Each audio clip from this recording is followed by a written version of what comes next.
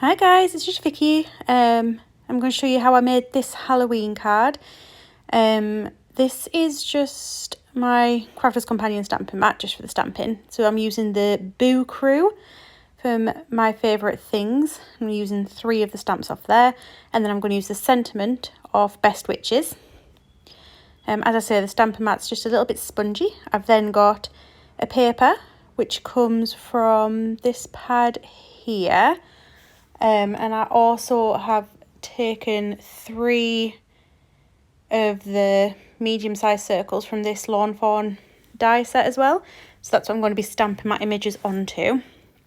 I do quite like stamping on the stamping mat. It does make things quite clear. So I will not be cleaning my stamps between this because I just wanted to get them all done for you. But I promise I did do them afterwards. And they're going to be stamped in Memento Tuxedo Black because I'm going to use my tri-blends for colouring. So I just need to stamp these up. I didn't want them perfectly centred. I wanted it kind of like they were peeking up from the bottom of them. So that's the witch. And then the next one I did was the little Dracula. I think he was probably the main reason I wanted this stamp set because I just thought he was absolutely adorable with his little cape and everything. So that's him stamped out. And then last but by no means least, we have Frankenstein's monster. Yes, everyone, remember, he is the monster of Frankenstein. Frankenstein was the guy who made him. Just, a little bit of literary knowledge for everyone, just in case you didn't know. So that's him there. I do really love these stamps. They're so cute. So here we go with the colouring. I've got this at double speed just so it doesn't take forever and a day for it to colour. So this is the Tri-Blend Purple Blend that I'm going to use for the witch's hat. So it's important, well, to me it's important anyway. I tend to try and work out where the light and shade is and go from darkest to lightest of the shades. That's when I realised that I normally like to colour with a piece of paper behind me. It's just something that they always advise to do, just for when the ink's soaking through. It helps with the saturation of the ink through the cardstock. The cardstock is Nina cardstock as well, which is great for using with alcohol markers. It also, if you can hear the wind howling out the back in the background, that isn't me trying to do some kind of weird spooky sound effect for you guys. That's just the front of our house being on the river is very, very windy.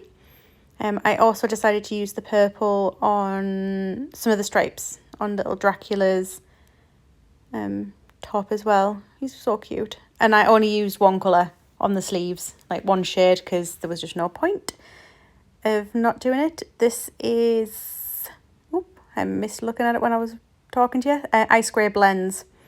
Because I didn't want to do loads and loads of actual black because you lose some of the detail from the stamps. So I'm just using that for his cape. I also use it on his shoes as well, I do believe. But again, I do really like using this pen instead of a black for things like capes and bits and bobs. I just think it's dark enough, but without being pure black. Yep, so I did do his shoes, and then I also use it for the band on her little hat as well. And I also made it look like she had little boots on. And then I also used it for Frankenstein's monster's little trousers as well, and his shoes, because Frankenstein needs shoes. Can't have him wandering around barefoot. He's a monster. Needs to keep his toes comfy. I think I even used a bit on the little bolts coming out the side of his head as well. That was just me testing the green. So this is the dull green that I used for his legs and his arms and his face. Because, Frankenstein's monster has to be green. Or every picture I've ever seen of him is green anyway. And I just thought this green's not too bright.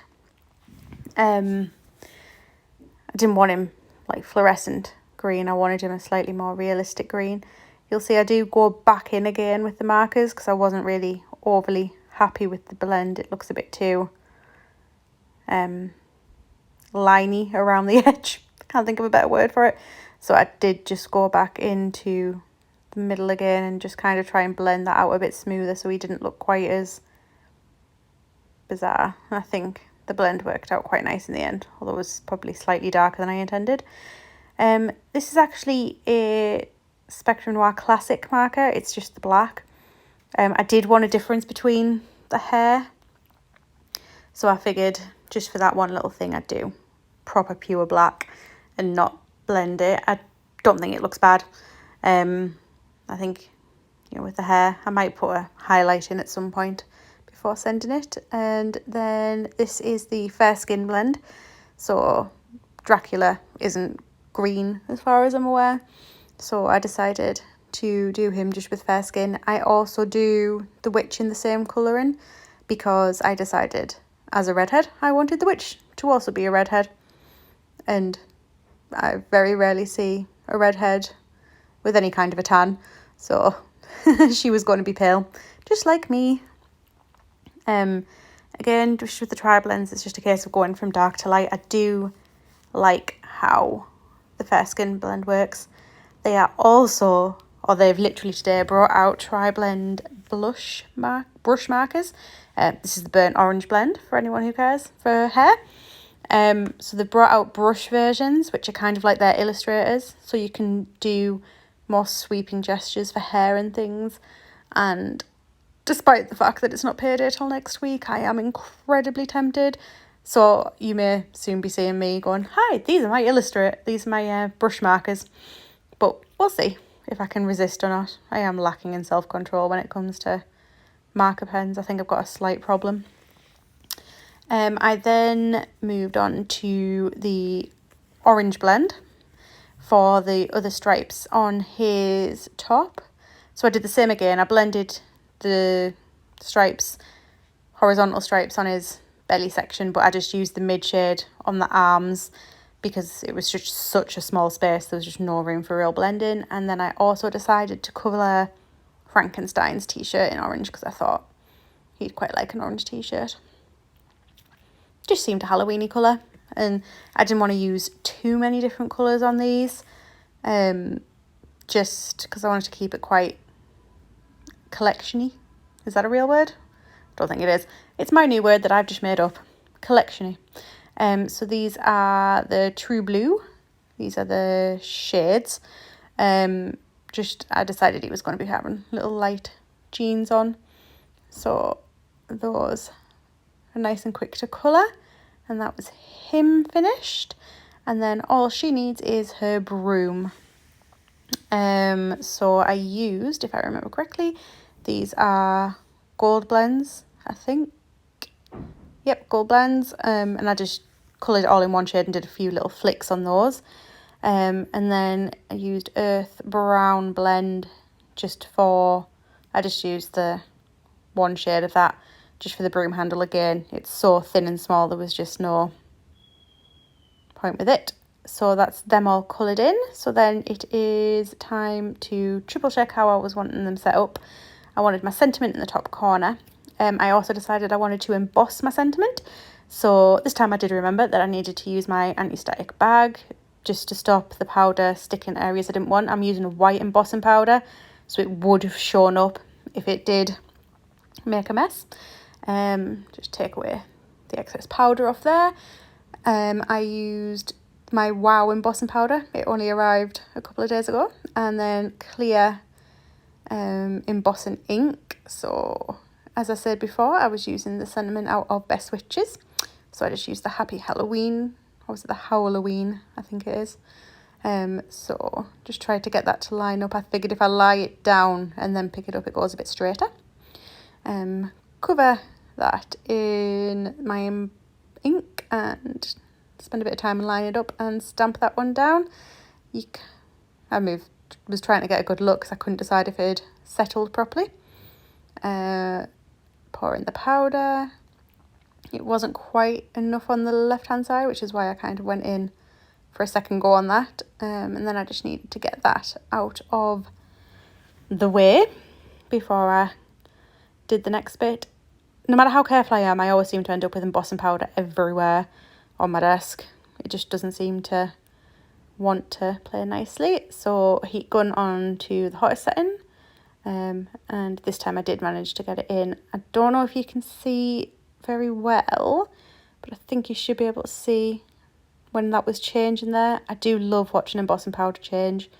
I think it's got to be one of my favourite things to do. So tape pen, nice new tape pen, and lots of tape. I don't understand when people don't put lots and lots of tape or glue on something when they're sticking it down, because the last thing you want is for all your hard work to come up off the page when you post it. So that is just getting stuck to my base there. I think the card was, well, it's meant to be a 6-inch card, but it was just shy of 6 inches. So I did a 5.5-inch square for the backing.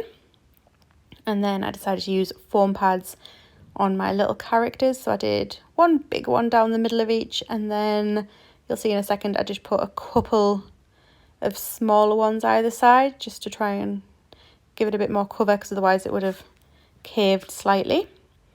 So you see that there. And then I think I reassessed my positioning before I started sticking them down, because I decided that I kind of wanted the girl in the middle, and I just thought that looked nicer. The joy of this being at double speed is that you don't spend 16 hours watching me try and take those foam pad backings off. So I just get those stuck down. To be fair, I think I am getting slowly but surely better at taking the pads off, but if I'm not, I do apologise. And once he is stuck down, that is actually it. So that's the card finished. I really hope you guys like it, and I will put another one up soon. Bye!